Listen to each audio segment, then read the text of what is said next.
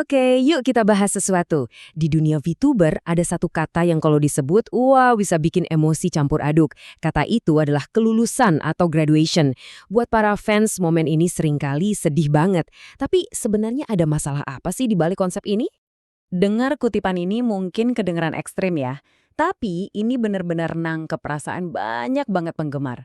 Kelulusan VTuber itu seringnya nggak terasa kayak perayaan, tapi lebih kayak sebuah kehilangan yang ya dalam banget dan rasanya final. Dan perasaan kayak gini tuh bukan tanpa alasan loh.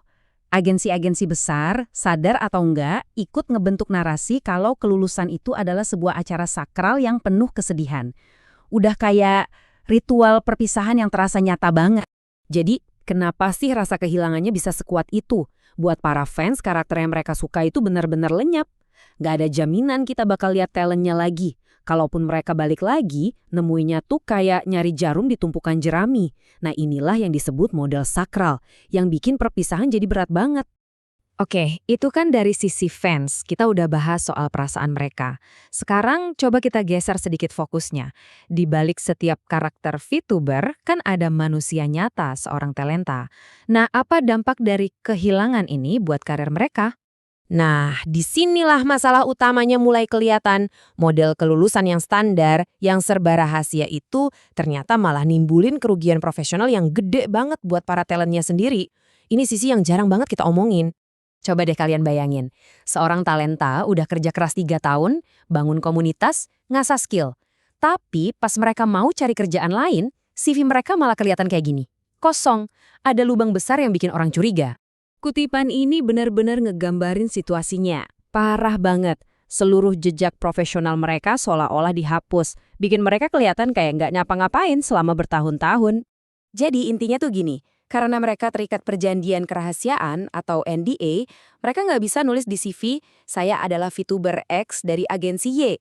Tentu, agensi ngelakuin ini buat ngelindungin karakter mereka. Tapi akibatnya fatal buat si talenta. Perusahaan baru jadi curiga. Bahkan talenta sesukses Mika Melatika dari Nijisanji kabarnya juga ngalamin susahnya cari kerja gara-gara masalah ini. Singkatnya, inilah biang keroknya. NDA itu yang ngiket para talenta buat nggak buka suara soal identitas mereka di balik avatar, dan inilah yang secara langsung nyiptain masalah CV kosong yang barusan kita bahas. Tapi tenang dulu, nggak semua kelulusan harus berakhir suram kayak gitu. Ternyata ada model alternatif yang mulai kelihatan. Sebuah pendekatan yang jauh lebih transparan dan ya bisa jadi lebih baik buat semua orang. Coba lihat deh bedanya. Di satu sisi ada model rahasia yang mungkin keren karena misterius, tapi juga bikin masalah profesional yang serius. Di sisi lain ada model transparan. Model ini ngubah perpisahan jadi sebuah transisi karir yang bisa terus didukung sama fans. Jadi bukan lagi soal akhir, tapi soal awal yang baru. Dan ini bukan cuma teori loh, lihat aja contoh dari JKT48, V. Pas Kanaya lulus, manajemennya langsung ngenalin Soles Amerta, orang di baliknya. Pesannya jelas banget, karakter ini mungkin selesai, tapi perjalanan dia sebagai kreator lanjut terus, yuk dukung dia. Ini benar-benar ngubah cerita sedih jadi cerita dukungan. Dan ternyata ide kayak gini tuh bukan hal baru. Kizuna Ai yang bisa kita sebut ibunya para VTuber juga ngenalin siapa pengisi suaranya. Ini nunjukin kalau transparansi itu sebenarnya salah satu konsep dasar di industri ini, meskipun sering dilupain. Nah, setelah lihat ada dua model yang beda banget, sekarang jadi kepikiran kan, apa sih arti dari kata kelulusan itu sendiri? Terutama buat para kreator independen yang nggak terikat sama agensi manapun. Ada yang ngomong blak-blakan banget kayak gini. Dan ini bener-bener nantang pemikiran kita. Emang perlu ya istilah kelulusan, apalagi kalau kreatornya sebenarnya ya nggak bener-bener pergi kemana-mana.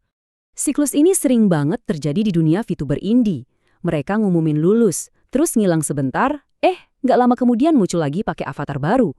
Kalau ujung-ujungnya balik lagi, kenapa harus ada drama perpisahan yang seolah-olah final? Aneh juga ya. Nah, ini dia pembeda utamanya. Sebuah kelulusan itu jadi momen yang benar-benar sedih, cuma kalau si talenta mutusin buat berhenti total dari dunia hiburan. Kalau mereka cuma ganti karakter atau pindah platform, itu lebih cocok disebut transisi karir, bukan sebuah akhir. Dan ya, jujur aja deh, siapapun yang udah pernah ngerasain ketenaran dan dapat duit dari karir sebagai kreator online, pasti tahu susahnya buat ninggalin itu semua selamanya. dorongan buat balik lagi tuh kuat banget, yang bikin konsep perpisahan selamanya jadi makin gak relevan. Pada akhirnya, kesimpulannya bisa dibilang cukup nyelekit. Dalam banyak kasus, kelulusan itu cuma istilah, cuma formalitas yang nggak punya arti nyata karena si kreator hampir pasti bakal balik lagi dalam wujud yang lain. Jadi setelah ngelihat semua ini, pertanyaan besarnya buat kita semua adalah, jangan-jangan praktik lulusan yang ada sekarang ini lebih banyak ruginya daripada untungnya, terutama buat orang di baliknya? Mungkin udah saatnya kita semua, agensi, fans, dan para kreator, mikirin ulang cara kita ngucapin selamat tinggal